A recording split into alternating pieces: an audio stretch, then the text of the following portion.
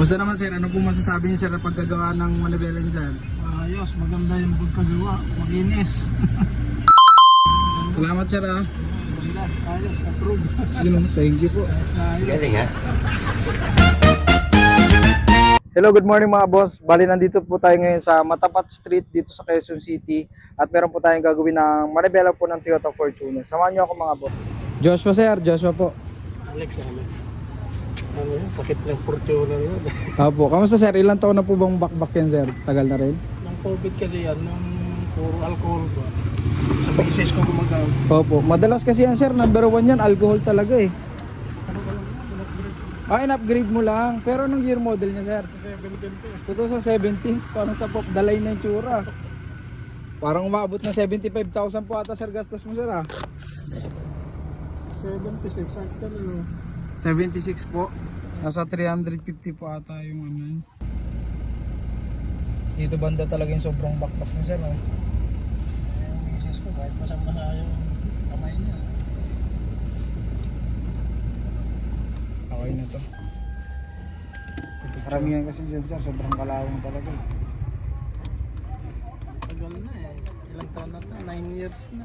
9 years na ang serbisyo. Pero ang madalas po gumagamit nito sir, si madam. Bisis ko, kasi sa barko ako eh. Oo. Kauwi nyo lang po ba sir? 2 linggo may Welcome home sir ah. Welcome back. Tapos ilang buwan na naman muna kayo sir dito sir mag-stay? Tagal-tagal. 3 months ago. 3 months? Ang bilis naman. Trabaho na agad. Montero sir, kaya din pong ang service. Sige sir, salamat po. Ito lang, tools mo. Di, ako lang yun sir. Ito, wala dito. Ay, baka po nga, baka mawala. Daling ko na lang din sir, salamat po. Saan ka galing na? Ano sir, galing po ako sa Pinugay, Baras Rizal sir.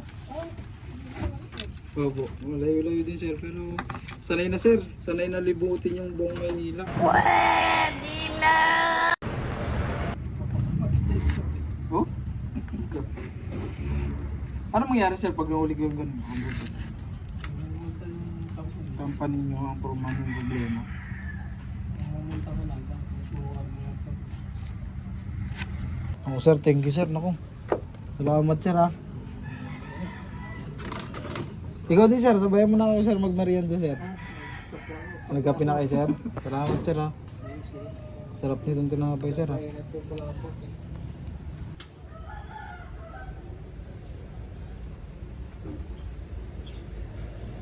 So dyan tayo pinapwesto ni Bossing Alexander.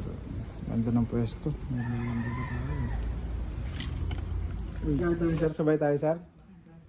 Roy, bait niya sir. Sabay daw kami kakain. Salamat sir ha. Nakakayara mo sir, nailayang pa ako sumabay sa'yo.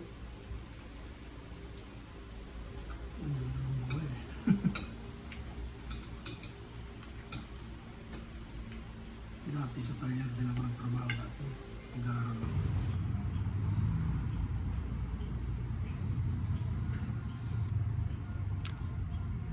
Okay na po, dito po natapos na natin itong manibela at red stitch po ang nilagay natin ditong tahi dahil yun po ang request ni Sir Alex. Thank you sir. Init. Okay lang yun sir. Okay na mga boss, ikakabit na lang po natin yung manibela ni Sir Alexander. Kamusta naman sir? Ano po masasabi niyo sir na pagkagawa ng manibela niyo sir? Ayos, maganda yung pagkagawa. Makinis. Hindi na nakabiyahe ng Mountain Province. Salamat sir ha. Maganda, ayos, approve. Thank you po. Ayos na ayos. Yung mga boss na gusto ni sir, yung pagkagawa sa manibela niya, approve daw. Ayos, maganda.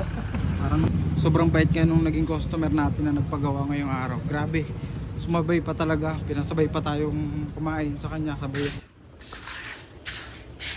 Pinapay.